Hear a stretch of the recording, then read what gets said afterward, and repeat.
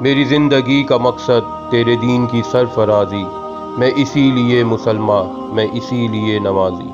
ہم اکثر دیکھتے ہیں بہت سے لوگ قرآن سنتے ہیں، انہیں قرآن پڑھ کر سنایا جاتا ہے، قرآنی معلومات اور حکمتیں انہیں بتائی جاتی ہیں، مگر ان پر کچھ اثر نہیں ہوتا۔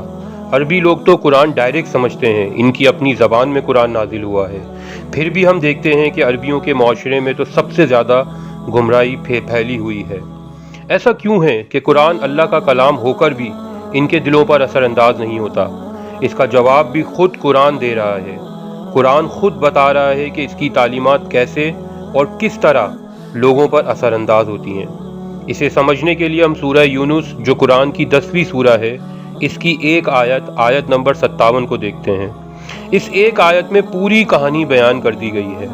اللہ کی کلام کی ایک ایک آیت میں پتہ نہیں ہمارے مسئلوں کے کتنے جوابات موجود ہوتے ہیں، اور ہم صرف قرآن کے ایسے بیش بہا خزانے سے اس لیے دور ہیں کہ وہ ہماری زبان میں نہیں ہے۔ میرے اس چینل کا مقصد بھی یہی ہے کہ میرے سننے والے میرے ہر ولاگ میں قرآنی حکمتوں کو سمجھیں اور روز بروز قرآن سے قریب آتے جائیں۔ آیت نمبر 57 میں اللہ پاک فرماتے ہیں، یا ایھا الناس قد جاءتکم موعظۃ من ربکم وشفاء لما فی صدور وہدی ورحمۃ للمؤمنین۔ اے لوگوں، بے شک تمہارے پاس نصیحت آ گئی ہے تمہارے رب کی طرف سے، اور اس میں شفا ہے دل کی بیماریوں کی، اور یہ ہدایت ہے اور رحمت ہے مومنوں کے لیے۔ جس ترتیب سے قرآن کی خصوصیات بیان کی گئی ہے، یہ انسانی نفسیات کے عین مطابق ہے۔ سب سے پہلے انسانوں کے لیے نصیحت، موعظہ قرار دیا گیا ہے قرآن کو، اس کے بعد دل کے روگ یعنی بیماریوں کا علاج، پھر ہدایت، اور آخر میں رحمت مومنوں کے لیے۔ میں اتنی محنت سے قرآن کے مختلف ٹاپکس پر ریسرچ کر کے بہت احتیاط کے ساتھ یہ ویڈیوز بناتا ہوں۔ آپ لوگ اسے پسند بھی کرتے ہیں، مگر میرے چینل کو سبسکرائب نہیں کرتے۔ یہ کوشش صرف اور صرف اللہ کی رضا کے لیے ہے۔ آپ اس کام میں میری مدد اس طرح کر سکتے ہیں کہ میرے چینل کو سبسکرائب کریں اور میری ویڈیو کو لائک اور شیئر ضرور کریں۔ اللہ پاک ہماری کوششوں کو ضرور قبول کریں گے۔ شکریہ۔ آئیں اس آیت کی تفسیر کو سمجھتے ہیں۔ اگر دل سخت ہو تو قرآنی تعلیمات اس دل پر اثر نہیں کرتی۔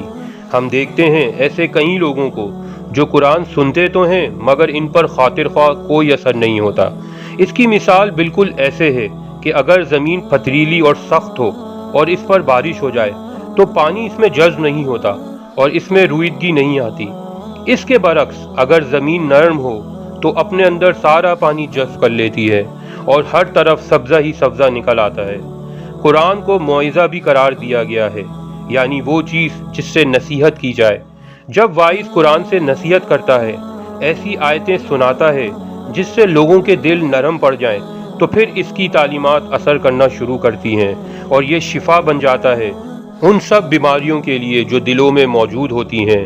لوگوں کو حقیر سمجھنا، اپنی دولت پر، نام نسب پر اترانا، لوگوں کی چغلیاں کرنا، مال سے محبت کرنا، اولاد سے، عورتوں سے محبت کرنا، نفاق کرنا، غصہ کرنا، ہرس کرنا، لالچ کرنا، جنس پرستی کرنا، سخت مزاجی کرنا، حسد کرنا، تکبر کرنا، بغض اور کینہ رکھنا، بخل کرنا، بے مروتی کرنا، غرض اس طرح کی تمام بیماریاں جو خدا کی محبت سے دور کر دیتی ہیں، یہ سب دلوں میں موجود ہوتی ہیں، اور قرآن ان بیماریوں سے نجات دلاتا ہے۔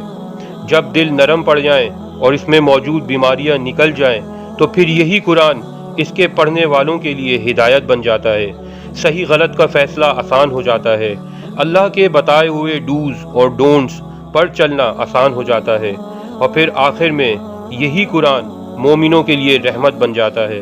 ہم نے حدیث سنی ہوئی ہے کہ قرآن آخرت میں اپنے پڑھنے والوں سے، اس سے محبت کرنے والوں کو بخشوائے گا اور سراپا رحمت بن جائے گا۔